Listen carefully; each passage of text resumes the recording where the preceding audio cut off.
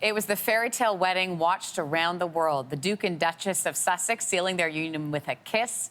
Impossible to predict they'd soon be waving goodbye to their roles as senior royals, stepping out on their own together and turning their backs on what one book says was a, quote, competitive and miserable atmosphere within the palace walls. That book is Finding Freedom. Co-author Omid Scobie is joining us this morning from London, England. Good to chat with you today. Morning, Lindsey. How are you doing? I'm very well. Okay, so you and your co-author have been part of the royal press for quite some time, traveling the world, covering their tours. Why was now the time to get this book out?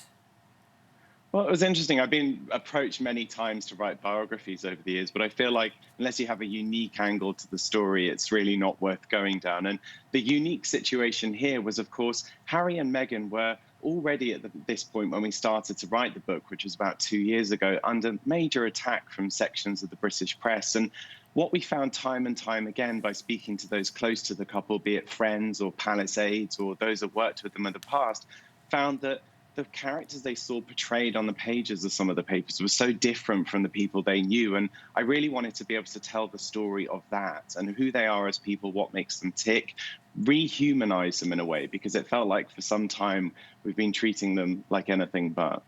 Meghan and Harry were secretly engaged for, 3 months before the world knew. They were already engaged when they made their debut at the Invictus Games right here in Toronto. Why did they keep their engagement quiet?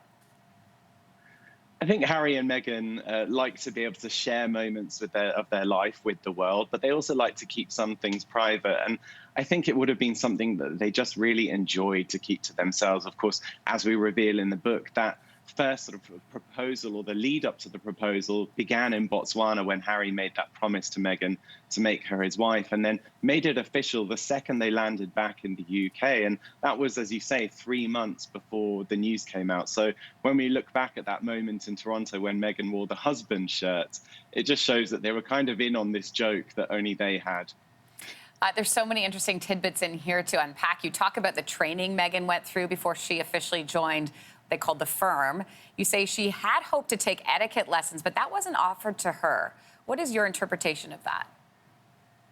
Well, it's interesting because I think when we think of that sort of quote unquote princess training, it covers everything. We have that Princess Diaries image of wandering around with a book on your head, and it's actually far from that.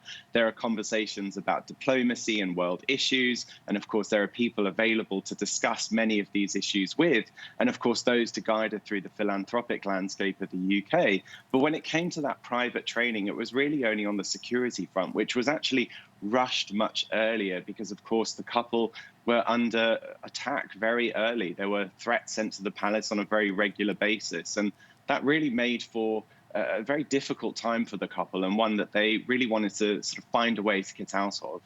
Obviously, there's been a lot of talk about the relationship between Harry and his brother William. It is outlined in this book.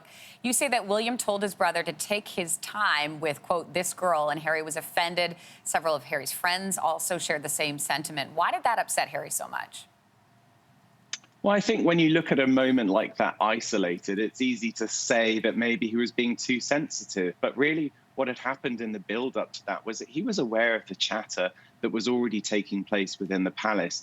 Unkind comments were made about Meghan, even from a senior member of the royal family who referred to her as Harry's showgirl. And I think that he felt that there was a lack of support universally. And even in his own circle of friends, there were those that cast doubt over whether their relationship would actually work out. And so in that moment with his brother, I think as two accomplished men in their 30s, rather than sort of talking to him like a big brother, I think he just needed a few words of encouragement and support rather than doubt. The book points to the disappointment Meghan felt that the Duchess of Cambridge hadn't made more of an effort with her. Do they like each other? Well, how easy is it to create this sort of very sexist narrative of the two dueling duchesses? And that is, of course, what played out in many of the British tabloids. But the reality is that this is just a relationship between two sisters-in-law that never really blossomed. I think they were never able to move past that surface level friendship that they had. And much of that is down to, of course, the relationship between Harry and William. But I believe that where some of the disappointment lied with Meghan was that during some of those more difficult moments, particularly with the press and during her first pregnancy, it would have been really great to have someone that was once a newcomer herself be that shoulder of support for Meghan during a very difficult time. And unfortunately, it didn't happen. And it's why the relationship never really progressed to the point where it is today. Oh, but I wanted to jump to their departure from their royal duties and their move to Canada and then the U.S. How do you think they handled that?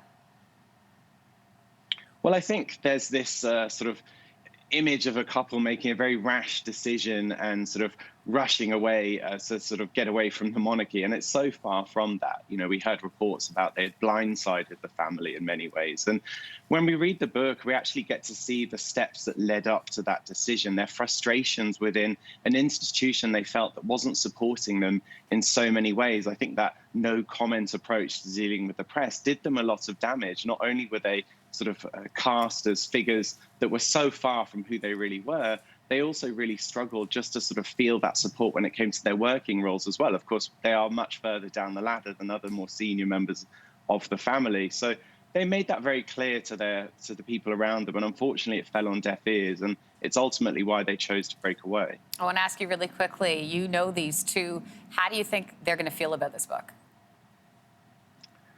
I mean, listen, I know them through my role as a royal correspondent, like any other royal correspondent. But I believe that what this book really goes out to achieve is to paint a slightly different side to the story. And while I could imagine they probably wouldn't want to read a book about themselves, I do hope that they can appreciate that at least now that overview that we have of everything that happened is a little bit more balanced. The book is called Finding Freedom. Omid, thank you for your time. Thank you. Thanks for watching. If you like this, be sure to subscribe here. And you can check out more Your Morning videos right here.